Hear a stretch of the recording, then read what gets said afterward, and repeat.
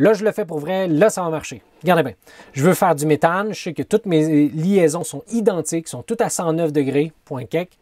J'ai donc mon carbone, 2s2, 2p2. Ils vont rencontrer ces électrons-là d'autres hydrogènes pour faire des liaisons covalentes. Et chacun de ces électrons-là vont faire des liaisons équivalentes. Donc, ça va être toutes des liaisons, des orbitales identiques. On va avoir deux étapes. D'abord, on va libérer tous les électrons pour qu'ils soient célibataires. Ça, dans cette promotion-là, l'objectif, c'est d'avoir autant d'électrons célibataires que de liaisons qu'on veut faire. Hein, si notre carbone a fait 4 liaisons, on se le représentait comme ça, là. 1, 2, 3, 4.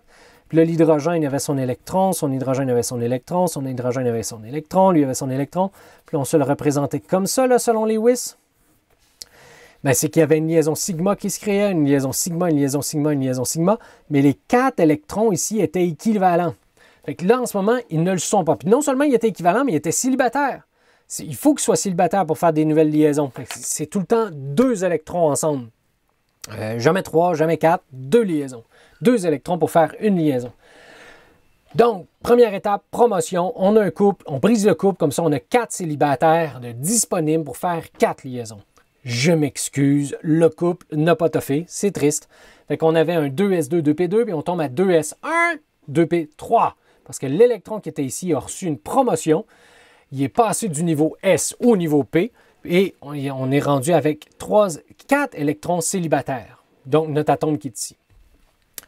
Une fois qu'on a nos 4 électrons célibataires, là, ils sont disponibles pour faire 4 liaisons. C'est ce qu'on veut. Mais il nous manque notre deuxième étape parce que là, en ce moment, on a des P, des S. Il faut que ça soit tout équivalent. Comme ce sont des ondes, il y a quelque chose de très spécial qui se forme. Il y a une espèce d'hybridation qui se fait. Il va y avoir une moyenne qui va se faire entre tous les nuages de façon à ce qu'ils puissent tous s'égaler. Hein, ici, on avait des orbitales P, une orbitale S. Si on fait la moyenne de ces 4 orbitales-là, ça donne des orbitales qui sont aux 3 quarts P et 1 quart S. Hein, on avait 3 orbitales P et une orbitale S. Ça fait 4 orbitales sp3.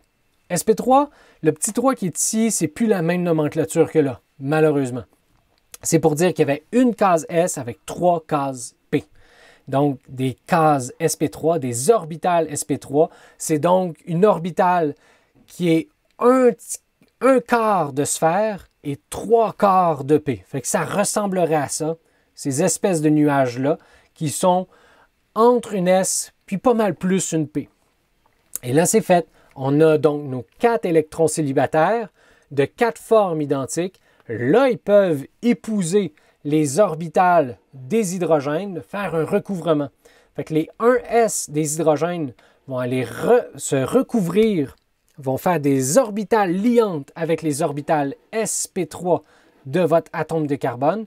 Et là, ils vont faire quelque chose qui va ressembler à ceci. Hein, il va y avoir un nuage d'orbital S qui va aller se recouvrir avec l'orbital sp3. Comme c'est une S avec une sp3, il y avait des S des deux bords, on va dire que c'est une liaison sigma qui va être formée ici.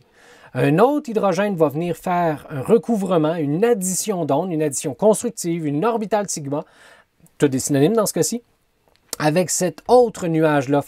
On va les rapprocher, il va y avoir une addition constructive, il va y avoir un pairage entre cet électron-là et cet électron-là, et vous allez avoir une autre liaison covalente ici. Il va y avoir un troisième hydrogène qui va aller se plugger ici, et un autre hydrogène qui va aller faire un autre recouvrement ici, et vous allez avoir votre molécule de méthane avec 4 nuages électroniques identiques, et donc qui vont se repousser à égale distance, puisque les nuages électroniques sont tout à fait identiques à 109 quelques degrés. Et voilà ce qui se passe dans les liaisons covalentes. Ce sont des additions d'ondes constructives qui forment essentiellement des liaisons sigma, et vous avez après ça une liaison super solide qui va faire que votre molécule va rester tout le monde ensemble. Fait que H2O c'est ça, Cl2 c'est ça, CH4 c'est ça, C6H12O6 c'est ça. Dès que vous avez des molécules, c'est ce qui se passe. Votre carbone qui est ici au centre, il va être donc hybridé sp3. C'est facile à voir. Ici, on peut faire la promotion, l'hybridation pour retrouver votre sp3 qui est ici. Mais tu sais, dès que vous avez 4 voisins, la première orbitale, ça va être une S. Puis les 3 autres voisins, ça va être P3. Fait que dès que vous avez 4 voisins, ça va être SP3.